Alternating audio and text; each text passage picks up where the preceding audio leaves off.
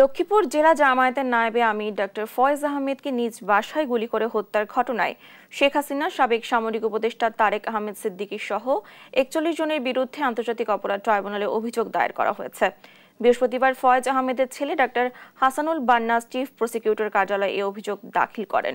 অভিযোগে সাবেক প্রধানমন্ত্রী শেখ হাসিনা সহ সাবেক স্বরাষ্ট্রমন্ত্রী মহিউদ্দিন খান আলমগীর, সাবেক প্রধানমন্ত্রীর সামরিক উপদেষ্টা তারেক আহমেদ সিদ্দিকী, র্যাব ১১ এর সাবেক সিইও তারেক সাইদ সহ ৪১ জনকে আসামি করা হয়েছে।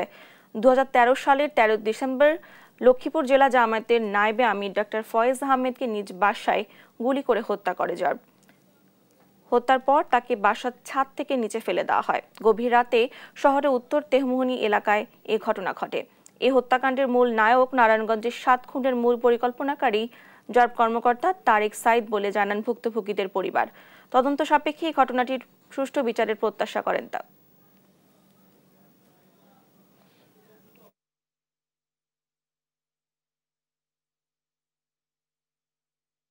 প্রধানমন্ত্রী যার নির্দেশে, যার ক্ষমতায় থাকার চরিতার্থ করার জন্য, যার লিপসাকে বাস্তবায়ন করার জন্য এই হত্যাকাণ্ডগুলোকে করেছে, শেখ হাসিনাকে প্রধান আসামি করে ৪০ জনকে আমরা আসামি করে